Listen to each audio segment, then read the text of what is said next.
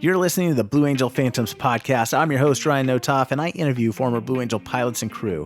On this episode of the podcast, I interviewed Dr. Gary Mullen, who was a flight surgeon for the Blue Angels back in 2003 and 2004. Now, you might recognize Dr. Mullen's name because he was prominently featured in the documentary series Blue Angels: A Year in the Life. We're going to talk all about that documentary series, but first, Dr. Mullen's going to give us some insight into what it takes to be a flight surgeon on the Blue Angels.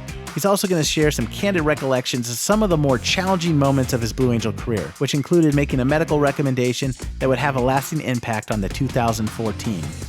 He also talks about some of the devastating impacts of Hurricane Ivan and the effects that had on the Blue Angels schedule. Now, towards the end of this episode, Dr. Mullen talks to me about the clean break philosophy that the Blue Angels take when a member leaves the team. This is something I hadn't heard of before, but I find it quite fascinating, and I think you're going to enjoy it as well. And before we close out, we get a few humorous stories. So if you like the Blue Angels and Blue Angels history, then please stick around and join me in welcoming Dr. Gary Mullen to the podcast. All right, Dr. Gary Mullen, thank you so much for joining me here on the Blue Angel Phantoms podcast. It's been a real honor for me to meet you over the last couple of years at the Blue Angels homecoming in Pensacola, and I know things are pretty busy and hectic right now, so I appreciate you taking time out of your schedule to sit down with me tonight and share some of your stories. It's my pleasure. Thank you for the invitation. Yeah, man. So what part of the country did you grow up in? I grew up in Westchester, Ohio. It's a suburb, probably about 30 to 40 minutes north of Cincinnati. Nice. And growing up, did you know you had an interest in medicine and the Navy and aviation, or is that something that happened over time? I had no idea I was going to end up in the Navy. I sort of always wanted to be a doctor as a kid. It was one of those things. I was always interested in biology, was always trying to, learn about reptiles and catch snakes. I remember as a child, I don't know that there was a sentinel event that made me decide I was going to be a doctor. It was always something that I was just interested in and was kind of natural for me. I remember anesthetizing bugs and frogs with diethyl ether when I was probably 10 or 11 years old, and just being fascinated by the biology and the physiology of it, and kind of followed that path and ended up luckily getting into medical school and completing that path by way of an interruption in the Navy, which we'll talk about. Well, I can safely say you and I had very different hobbies at the age of 10, but let's talk about how you found your way in the Navy. Were you inspired by seeing a Blue Angels Airshow, or was it something else that drove you to join the Navy? No, I think what attracted me to the Navy was my passion for aviation, and it was a natural follow-on for me. I don't know. I didn't come from a military family. I had an uncle who was in the Army.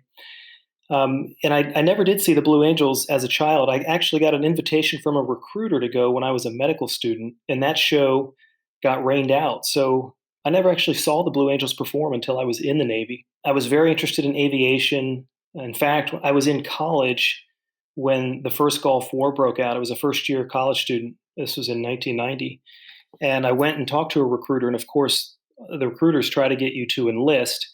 And I had enough sense to know that that was going to be a major detour from my interest in medicine. I did not enlist, and then, of course, that war was over in a couple of days.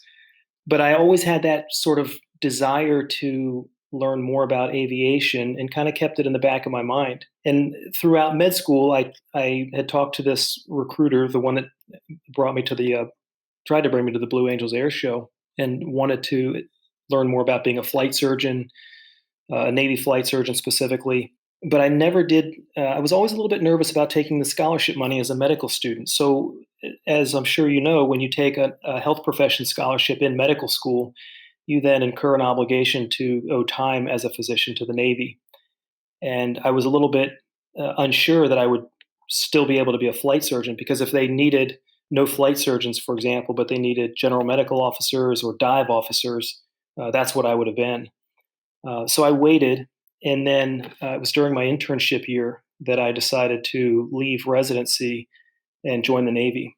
I had already matched into a residency, and about a third of the way through that year, I called that recruiter and said, I think I'm ready to do this. Get me in the Navy if we can find a spot as a flight doc. And he did. He came through for me. So you joined the Navy. Where are you deployed, and what training is required to become a flight surgeon? I was a little bit unusual. I was what they call a direct commission. And as I recall, there were only 2 people that year that got direct commissions to go into flight surgery. I remember I got a trip to Pensacola with this recruiter in the fall. This would have been 99, I guess, 98. 98 or 99. And he wanted to take me to Pensacola to make sure that I had the physical standards to become a flight surgeon. You have to meet certain physical standards. And of course, they look at aptitude testing. They want to make sure that you don't have any past that's going to interfere with being an officer. They need to make sure that you have a medical license. So we took this trip to Pensacola, and everything seemed to work out. So I came back and told my program director I was going to quit the residency. And, he told me it was the biggest professional mistake I was ever going to make. My medical school mentor told me it was going to be a huge mistake to leave residency, that it would be a black eye on my career. My parents were really nervous because there was so much uncertainty with leaving the residency program is a sure thing. You will finish residency and you'll become a board certified doctor and you kind of go on with your career. And I remember thinking that I was going to be 31 years old and really only trained to do one thing in life. And that actually frightened me more than anything else. And I was pretty risk averse, but I took the gamble. I said, I'm going to do this because even if I have a terrible time joining the military, it's going to be at least as good as internship or residency. It can't be worse than that. So I got in the Navy and got the direct commission spot, got commissioned, and I never looked back. It was the single best professional decision I've ever made in my life. And we had an absolute ball in the Navy. So you get commissioned. What's the scope of the role of a flight surgeon in the fleet? So the first part of it is going to flight surgery school. So it is about a 6 or 7 month course. It's taught at NAMI, which is the Naval Aerospace Medical Institute in Pensacola, Florida. And they take these are mostly relatively new doctors. Some of them are already board certified, but most of them are straight out of internship. And they teach you how to be an operational doctor. They teach you how to deal with unique issues that are faced by aviation crew. And your job when you get attached to a squadron or an air wing or a carrier is to protect the aeromedical assets that are in that squadron or carrier.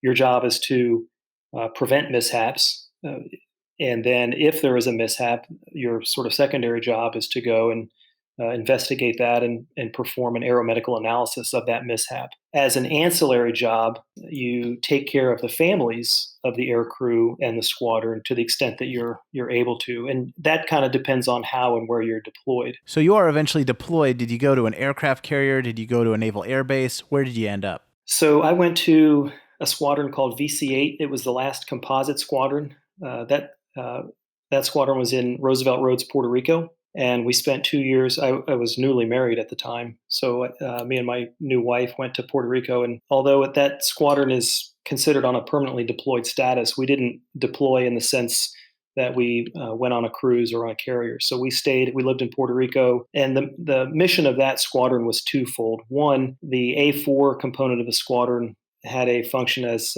adversary squadron. So they performed orange or red air. So when the fleet would come down for fleet exercises, VC-8 would act as the adversary squadron. And then the other component was we had a helicopter contingent in that squadron that would do aeromedical evacuation for both military and civilian assets anywhere in the Puerto Rico operations area. So we did a lot of medevacs. We did a lot of assistance with Coast Guard work. We did some, unfortunately, some recovery efforts for immigration and narcotics interdiction. We would provide sort of some aerial support on the helicopter side. And it was really neat because as a newly minted flight surgeon, you sort of realize very quickly that you're getting to bite off a lot more responsibility than you probably deserve at your age or level of experience. And I think some people really thrive in that. And I loved it. I loved every minute of it. It was, it's hard living.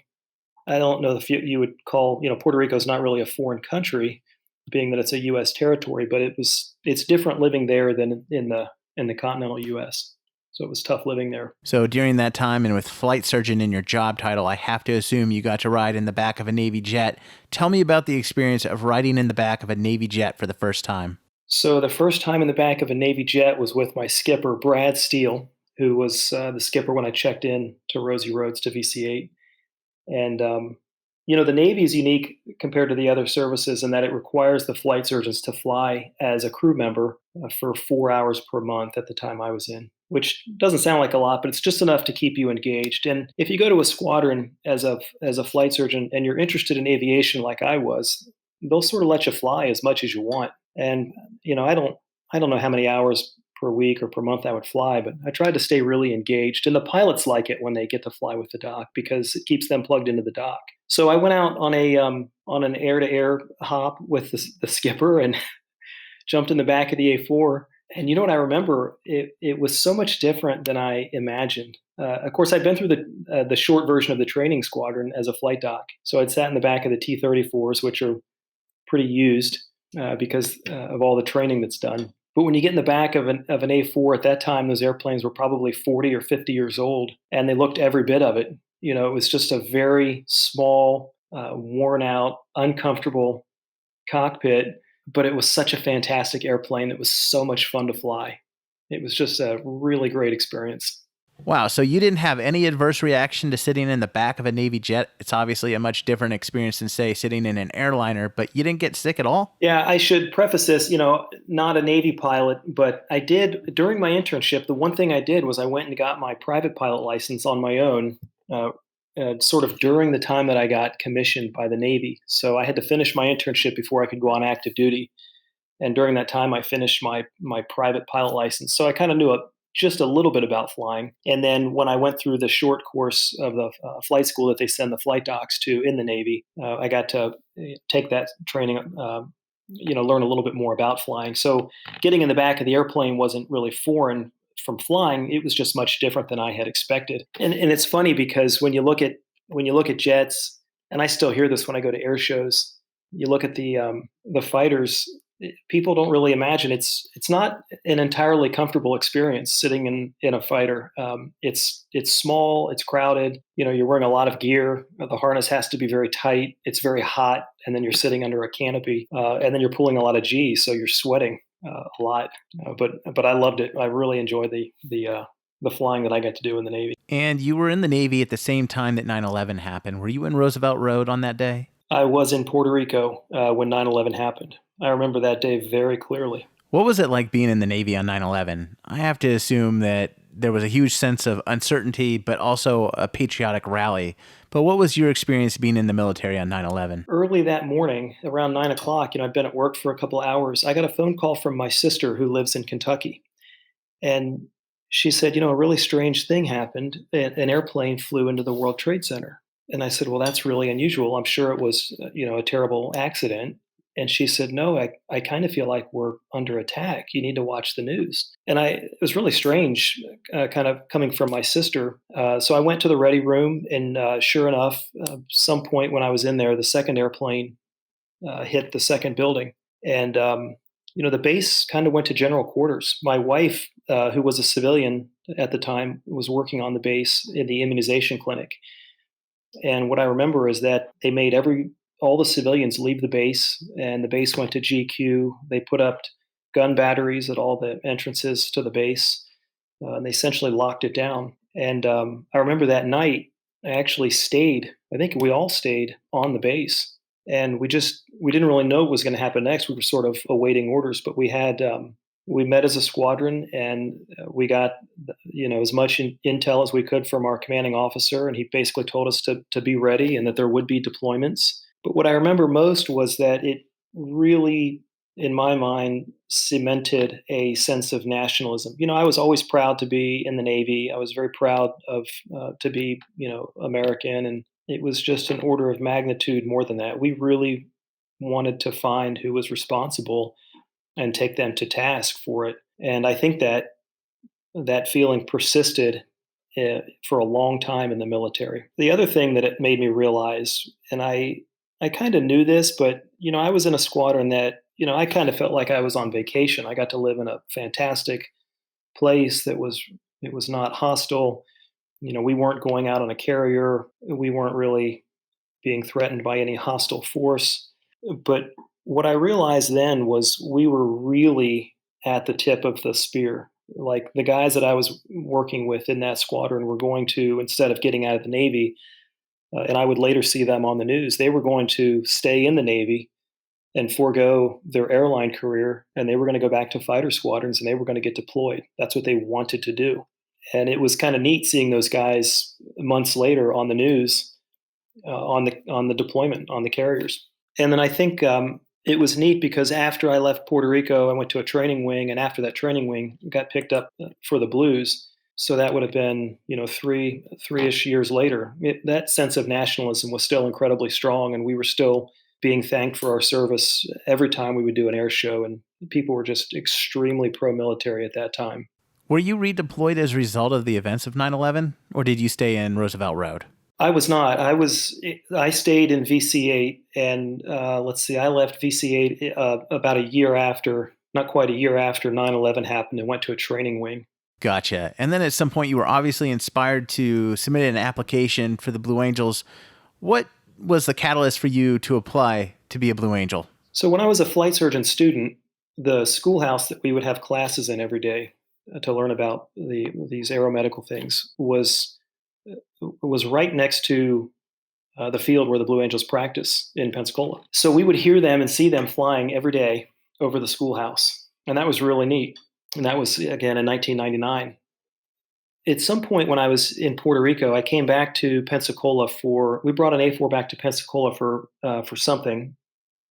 I don't recall what we did. It was some short deployment. And one of my fishing buddies was married to the supply officer for the Blue Angels. And we were sort of having dinner one night, all of us, and she said, you really ought to think about applying to the flight doc position. And it had never really occurred to me. I'd never met the flight surgeon for the Blue Angels prior to that, and I did. And I applied I actually applied a year. So for the flight surgeon, you apply every other year because it's a 2-year job, 2-year billet. And I applied a year early just to sort of feel out how it would work and try to get to know the team and see if it would fit. And then the next year, I decided I would apply for real, and I did, and somehow I got picked up. And tell me about that special moment when you learned that you made the Blue Angels. Oh, I recall that minute. I mean, it was a fantastic. It was an incredible experience. So, I don't know if you or your listeners know this. The wingman spots on the team are extraordinarily competitive. I mean, I can't even imagine. I don't even know how many applicants there are for each spot. It's extremely competitive. It is much less competitive for the support officers, of which the flight surgeon is one, but it's still competitive. And I think there may have been, I want to say there were 11 or 12 flight surgeons applying when I applied. So the first thing you have to do is get invited to come to finalist week. So you rush the team in a similar fashion as the wingmen. You try to get to know as many people as you can on the team. And then they give you like a 5-minute window to call in to see if you're invited to finalist week. And I remember so clearly, I of course I set my watch to the international clock. I found a quiet parking spot where I had really good cell phone reception. At that time, I was attached to the training wing in Kingsville, Texas. And then you kind of ask yourself, well, do I call at the beginning of the 5 minutes? I don't want to look too eager, but you don't want to look like you're lazy, so you don't want to call in the last minute and give them pause. So you sort of time your phone call, and I called, and the applicants officer that year, I think, was Dan Martin Dino, and Dino said he invited me to come down for finalist week, and that was really the first hurdle. So I was thrilled to get to do that, and then you go down for finalist week, and you spend a week down there. You do a full interview day. You do a lot of social activities with the team. You have to meet the wives of the team, which is a whole nother layer of stress and complexity. And then again, they give you the 5-minute window to call in to see if you made the team. It was so funny. I had been married at that time about 2 years. I made my wife leave the apartment, had the clock set, and called and talked to Boss Field, and he told me to pack my bags and get my butt to Pensacola. And it was one of the neatest experiences of my professional life. It was really cool. Nice. And so you make it onto the Blue Angels, you onboard onto the team, and I'm assuming being a flight surgeon on the Blue Angels is different than being a flight surgeon in the fleet, and the scope of your responsibilities expand, including what we now understand is providing feedback to the demonstration pilots. How awkward is that for you to have to give feedback to the demo pilots?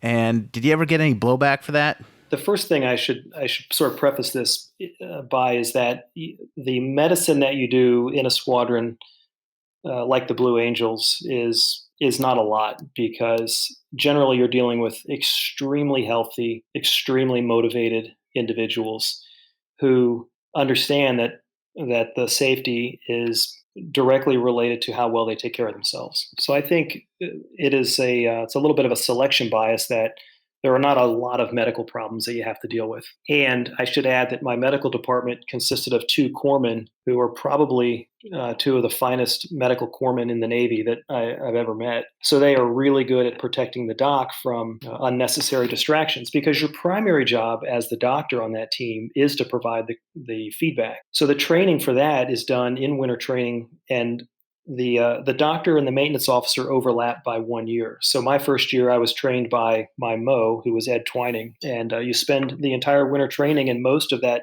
show season learning exactly what components. And the way we did it was, I've heard you talk about LSOs with Boss Dom.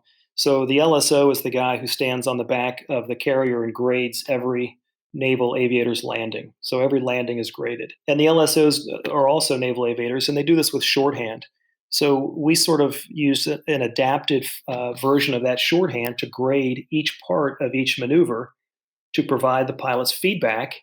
And then we would watch that maneuver sort of frame by frame as we went through the video at the end of the show. We would spend probably on a short day, an hour and a half in the debrief for the video, on a long day, 2.5 hours debriefing a 40-minute show. So we would really painfully go through frame by frame and look at each maneuver, and I would provide the feedback.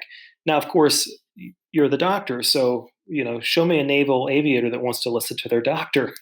I mean, it was an endless stream of grief that I would get for doing this, but it was kind of neat because I was able to give it to them as, hey, I know what you saw as the pilot, but I can only tell you what the crowd saw from where I was standing, and that's really what they want, because the goal ultimately is to make the show look perfect and to make the airplanes look very close together. And you joined the Blues in 2003. Is that right? That's correct. 2003, 2004. And that's the same time period that Boss Russ Bartlett joined the Blues to lead the team. Can you tell me about working with Boss Bartlett? He was a fantastic boss.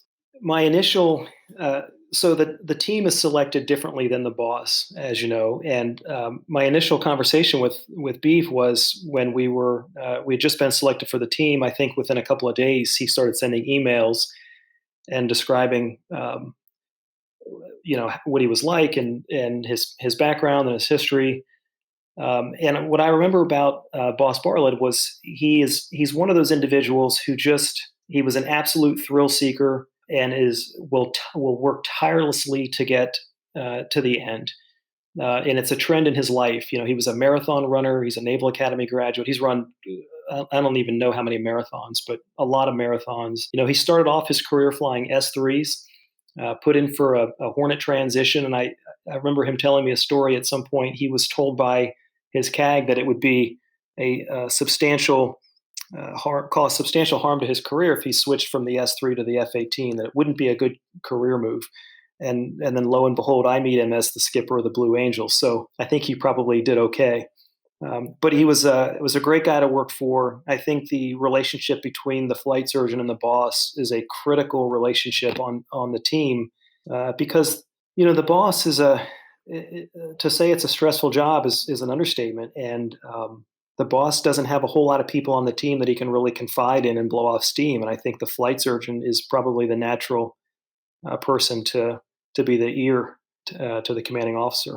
And he and I developed a great friendship since, and we still see each other. Gotcha. And one of the things that actually happened during your first season as flight surgeon was the collapsed lung of pilot Lynn Anderson. Can you talk me through how you managed the treatment of Lynn's injury? And I believe you were actually able to bring him back for the 2004 season. Yeah, that was interesting. So Lonnie, this was, we were in San Francisco, I believe. And I guess this gets back to, flight pilots not wanting to come to the flight surgeon when they have a little ache or pain. And Lonnie was on the golf course and started having chest pain and thought he would just sort of wait it out and see what happened. Well, he called me 5 or 6 hours later and said, "Doc, I feel like I can't breathe." And we got him over to the emergency room in San Francisco. And, I half expected, based on his clinical presentation, what was happening. But sure enough, he had a spontaneous pneumothorax and got admitted to the hospital. And got a chest tube. Well, the problem for a Navy pilot is that is an immediately grounding event. I mean, you are down for 90 days from resolution of symptoms at a minimum. At that time is what the waiver required. So, of course, I wanted to keep the team safe, but the goal was to keep the team functioning as a team. So then, we had to get him treated, obviously, make sure he was well, and then try and get him back in the airplane as soon as possible. So we got this is where having a C-130 in the Fat Albert Airlines really paid dividends. We got those guys to get Fat Albert ready, and we were able to fly him direct from San Francisco to Pensacola, Florida. We landed at Pensacola. There was an ambulance waiting for him. We got him in the ambulance, admitted to the hospital. He had an operation the next day to fix his pneumothorax. And on the 90th day after that operation, I had his, not only was his waiver in my hand, but he flew over me in the desert in El Centro and told me how good it felt to be back in the cockpit. So I felt like I had done my job on that one, and he delivered as well. Great story. Do you have any other memories that stick out from that 2003 air show season before we move on to 2004 here? Let's see. I think 2003 was the first year I met Boss Russ. That would have been in Salinas. Or no, that would have been 2002. I'm sorry. So I was a khaki newbie when we first went to Salinas. And I actually have a picture with your grandfather in my khakis. So Dave Varner's in that picture. He was also a khaki newbie. He was the 3-4 pilot on my team. And Craig Olson Merlin, who was 765, was in that picture. But 2003 was I think we had a really solid team. You spend a lot of time in winter training really understanding the group dynamics. I think as a first year guy on the team, you're just trying to learn like where you're supposed to be and when you're supposed to be there. It is a very, very challenging squadron with a lot of responsibilities. It's not just going to all these great cities and flying air shows.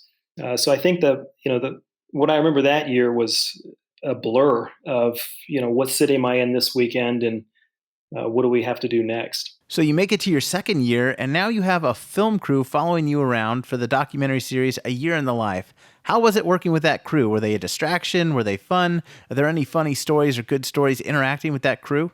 They were extremely professional, really enjoyed it. I think the awkwardness at the beginning was the thing you have to appreciate about the Blue Angels is the 16 officers that make up the team. When you're in the ready room, you really have to sort of bare your soul. You have to take ownership of all your mistakes. You take safeties for the things you've done wrong or said wrong, or for what the pilots would do wrong in the flight, or for what I would do wrong grading the flight. We would all take safeties. And it's very private because you're kind of laying it all out there. And the reason we take safeties is because if you don't take a safety, somebody else is going to call you out. Having a film crew film that was really hard because now you want to take ownership for your mistakes, but it's going to be on TV. I mean, can you imagine? So I think the most interesting discussions we had about whether or not to do this happened long before when what we wanted was we wanted a documentary. I think the team universally sort of wanted the story to be out there for people to see what really happened behind the curtain, because it's extremely hard work, but we wanted it to be done in a way that cast the best light on the team and that nothing embarrassing would happen. And there's always embarrassing things happening, and I'm sure we'll get to some of those in a bit. But the one thing that I'll take, I'm still taking a safety for this. The only time in my 2-year tenure on the team that I missed a brief was when I was doing an interview with that film crew, and it was incredibly embarrassing because you sort of don't miss a brief. I mean, that is your primary responsibility, is to be at the brief, to be on time, and to deliver this air show. We were doing an interview. I don't even remember what city it was in, but we finished the interview right at the brief time, and I just couldn't get there. So that was embarrassing. And unfortunately, one of the things that documentary actually captured was when one of the demo pilots from that 2004 season had to step down due to medical reasons and what was described as a severe head cold. And you were the flight surgeon essentially making that decision, and you describe it as one of the toughest decisions you've had to make in your Navy career. Can you give us insights into having to make that difficult call? It was really hard, and it was compounded by the fact that he was an incredible human being, a great fighter pilot, a decorated combat pilot, a fantastic Marine Corps officer. He kind of embodied all of the qualities that I thought a Blue Angel should have. I mean, that's why he was selected to be on the team. Ultimately, what helped me make the decision was trying to do a risk analysis.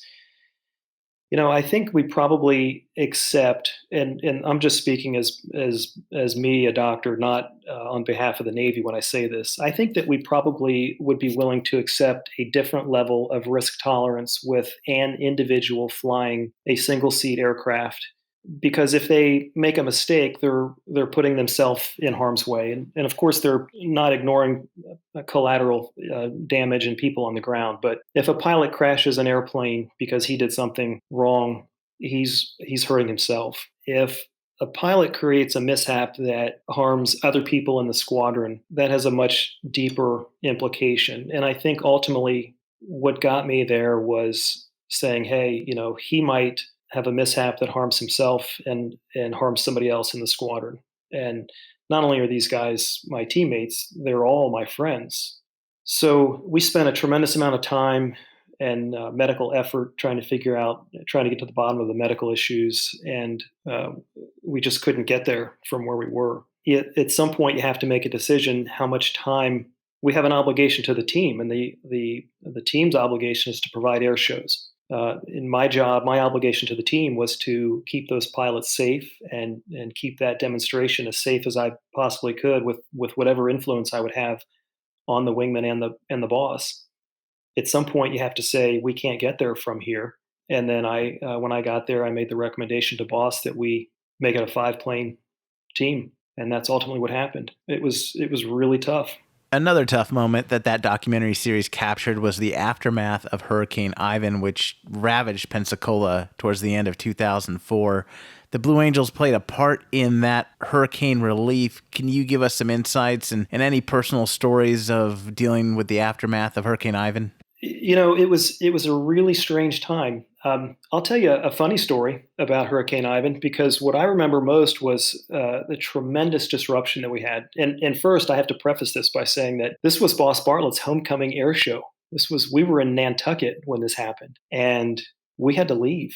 We canceled the air show and flew out, and I think that was probably the biggest disappointment of his tenure as boss. But we ended up back in Pensacola. I ended up actually right after the hurricane.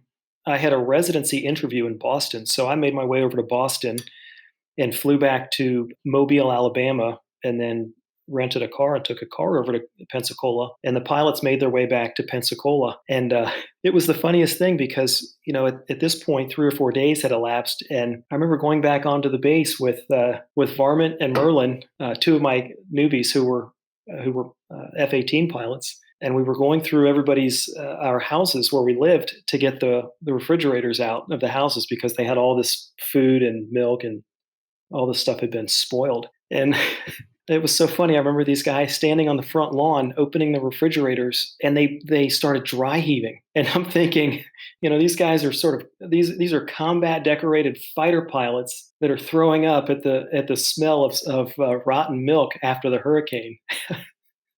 And but it was a huge setback for the team.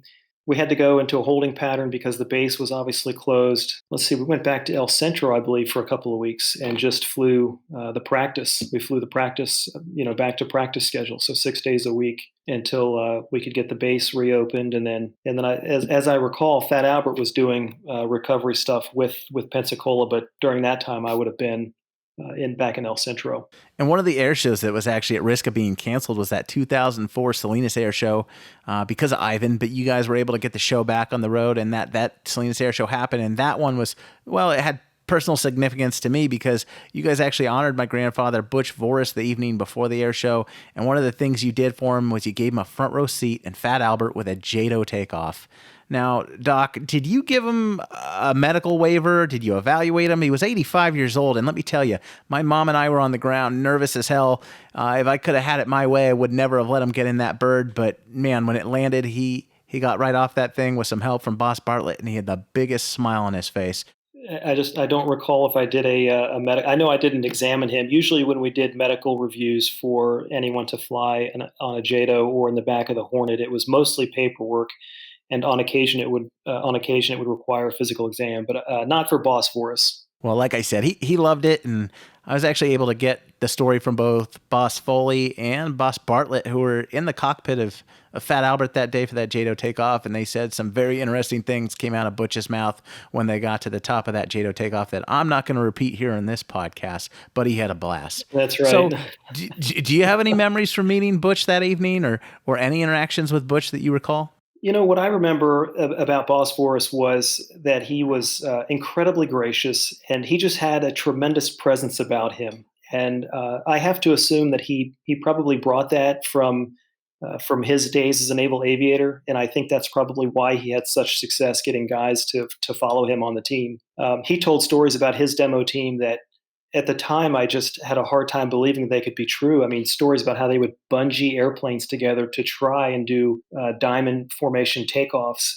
But then, as you talk to more of these old guys from the 50s and 60s, you realize these things actually happened as they were experimenting with how close could we get the airplanes together. He was absolutely committed to making that team great and to selling the U.S. Navy to the American people. And I imagine he probably never envisioned that it would become what it is today. I always sensed a great deal of pride when he saw the Blue Angels, and we had a great deal of pride that he was sort of our founding father. We loved Boss Russ. He was great. Yeah, no doubt. Butch, a very special guy, and I always think back on that night in Salinas very fondly, and I always love hearing stories from people that were involved in that JATO takeoff. But how about some other show sites that really appealed to you? What were some of your favorite show sites during your tenure in the Blue Angels? You know, probably my favorite show site would be Salinas for two reasons. One, because it really meant a lot to me to meet Boss Russ. But the other thing was Sean Tucker is based in Salinas. And there is no greater ambassador to aviation and to naval aviation than Sean D. Tucker. And if anybody who's ever met him knows that he has just this unbelievable, infectious passion for flying. And during that weekend, that show weekend, my wife and I went to his home and had dinner, which was spectacular. And he took me flying the next day in his two-seat Pitts, and he absolutely wrung me out. But it was a fantastic experience, and really gave me a renewed sense of appreciation for how dynamic what he does in that airplane. And then the other show that really sticks out would have been Fort Lauderdale, the Air and Sea Show. And I think that was a very memorable show because they extended a great deal of hospitality to the wives of the team. And that meant a lot to us. There's a little bit of, I don't know, I've actually not talked about this with my teammates, but I always had a little bit of guilt about the way you get treated when you're on the team. You get treated really well, and although you work very hard, and I think it's a very difficult job, we were on the team when Gulf 2 started winding up during that campaign. So, we're trying to bring awareness to the American people about naval aviation and Marine Corps aviation, and we're spending all these weeks away from home, but we're still staying in very nice hotels and really not in harm's way in the sense that our colleagues are over in the Gulf. So I always felt a little bit guilty about that. And kind of getting back to your show sites, I hate to single out those two shows because I also remember it was really neat going to show sites that are kind of in small towns in America because you really got to see what life in the middle of the country was like, places that you wouldn't normally visit. They treated us great, and I loved every minute of it. So you mentioned getting a ride in the back of Sean D. Tucker's airplane. I have to assume that you got a ride in the back of a Blue Angels demo at least once, if not multiple times. Yeah, many times. I don't know how many. I would typically fly in the back of the 7-jet, either on so we had a couple of practice days in Pensacola during the week. We would practice Tuesday, Wednesday, and then transit on Thursday. So I would, for the doc to fly, would typically be either a Tuesday practice or on a transit. And then in November, I could fly as they were winding up the new team, doing some of the more relaxed drills. And I think on one of those, I flew with Boss Bartlett, but I would fly with the solos on occasion and then the four pilot on occasion. And I have to assume you probably never got sick, because it probably looks pretty bad at the flight surgeons in the back of the plane throwing up. Not one time. I'm convinced, though, that the solos had a mission to try and knock out the doctor in the back of the jet. So they certainly tried, but it did not happen. It was a lot of fun. It was a great experience. And earlier you mentioned the medical waiver required to fly in the backseat of an F-18 Hornet with the Blue Angels. And, I've seen videos of people getting sick in the back of the airplane on YouTube, but did you ever have anyone get severely ill to the point where they actually required medical assistance after their VIP flight? So we did a lot of VIP flights on Wednesdays. What would typically happen is the 7 jet with number 7 and number 8 would fly to a show site a day before the rest of the team would get there. And they would do the media flights or the VIP flight. So sometime the week prior to his arrival, I would look at paperwork. Typically, we were pretty careful about who we selected to ride in the back of the jet. I didn't ever want anybody to have a substantial medical problem. I don't know if I would say most, but certainly more than half of people who fly in the back of the airplane get motion sick. And the crew chiefs are great about prepping people for it and not making them feel bad when they come back with a full bag. But most of the people got sick, and typically just laying down and kind of resting for a little while would make that get better. But when we had people who had substantial medical problems, we just, out of an abundance of caution, I would not approve them to fly in the back of the jet. All right, my man. Well, I picked up on something you said earlier in this podcast. You mentioned embarrassing moments. Do you have any embarrassing moments or stories that are on the top of your head you're willing to share with us here today? I'll tell you what. I have a good story for when Boss Foley transitioned to the team. So when Boss Foley was a khaki newbie, we were in Monterey, and I actually remember we went out and there's a game we play in the Blue Angels called the Fortis game. It was a way for the team to get together and have a reasonable cocktail hour. Let me say it like that. So we would have a good social time together. And Boss Foley, as you know, is extremely energetic and very, very hard charging. And I think was a fantastic naval officer and a great boss for the team. But he is full throttle.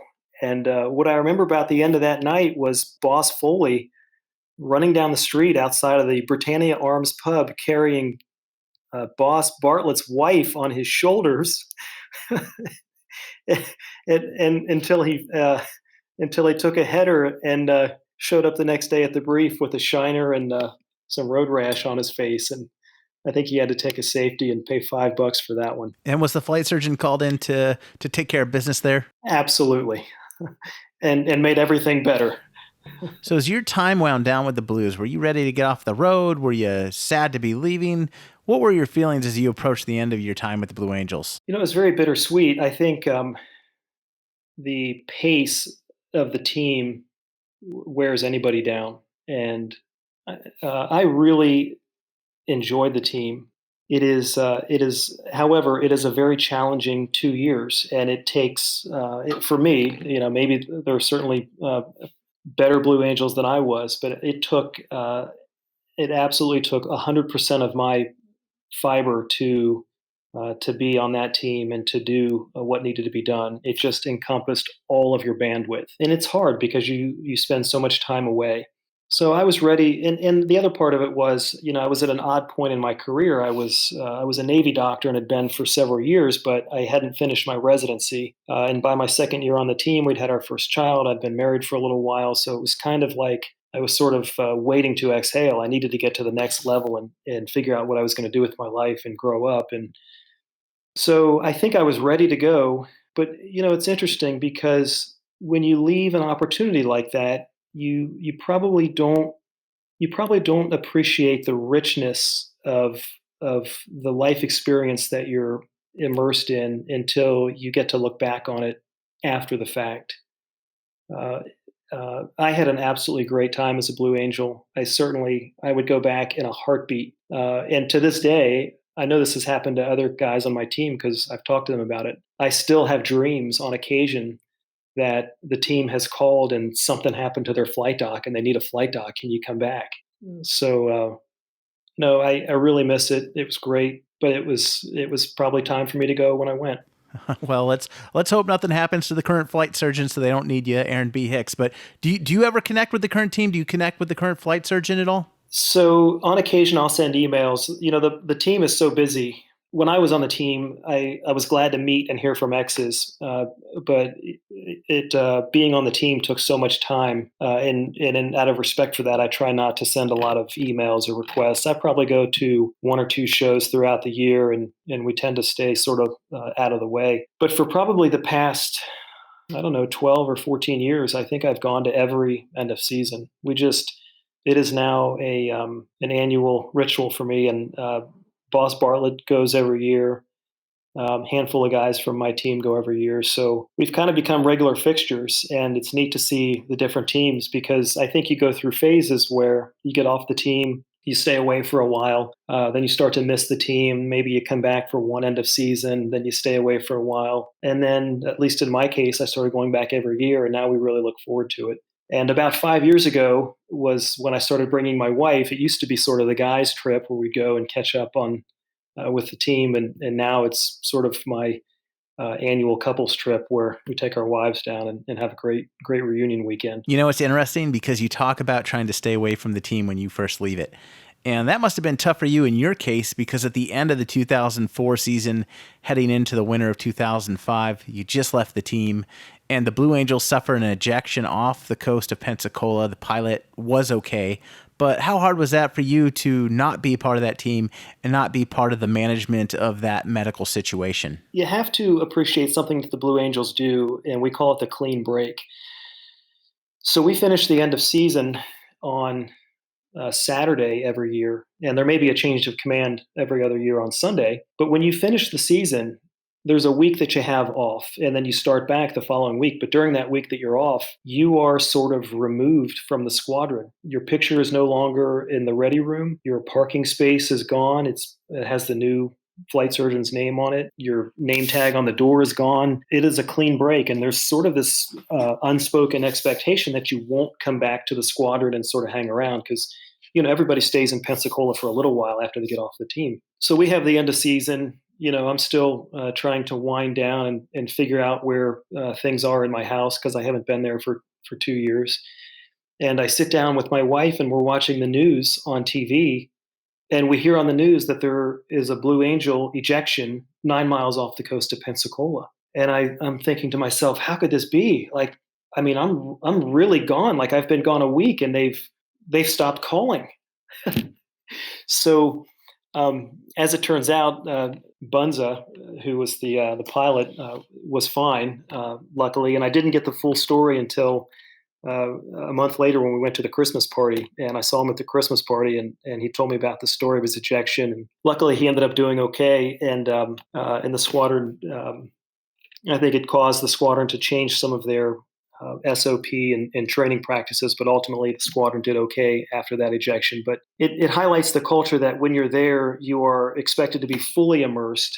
But then when your replacement shows up, you train your replacement as the khaki newbie, and then you are gone. And I actually have brought that clean break philosophy with us.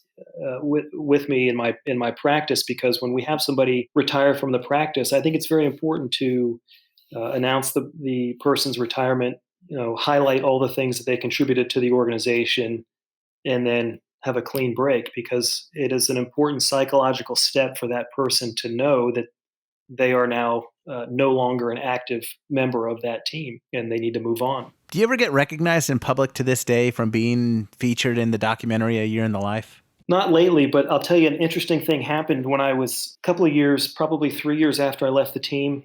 Let's see, actually more. This would have been in 2008. So 4 years after I left the team, I was in a hospital. I was in the Brigham and Women's Hospital in Boston, Massachusetts, in scrubs. I was finishing my residency there, and I was waiting for an elevator. And a guy walks up to me in the hallway and says, "You're Doc Mullen. You're the Blue Angels flight surgeon." I mean, just out of the blue. completely off guard. And I just looked at him and I said, "How could you possibly recognize me?"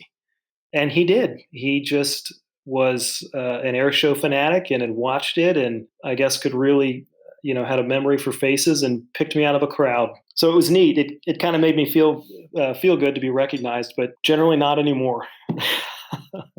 And if you don't mind my asking, what are you doing nowadays? So I did a residency in anesthesiology, and then I finished that in 2008 up in Boston, and then went to MIT for business school to get an MBA, and then fully expected to get into medical devices and the biomedical space, but ended up doing mergers and acquisitions for anesthesia practices. So I moved to North Carolina, and I'm working with a very large practice that's headquartered in Greenville, North Carolina. And that's what I do. I do business development. I'm still clinical full time, but I do business development and practice management for groups. All right, so that wraps up another episode of the Blue Angel Phantoms podcast. Special thanks to Dr. Gary Mullen for joining us today. Loved hearing some of those stories. Do me a favor, make sure you're subscribed to the Blue Angel Phantoms YouTube channel. Make sure you're going on your favorite podcast app and subscribing to the Blue Angel Phantoms podcast. I'm going to keep pumping out these interviews, keep sharing the Blue Angels history. So until next time, thanks so much for listening, and I'll see you real soon.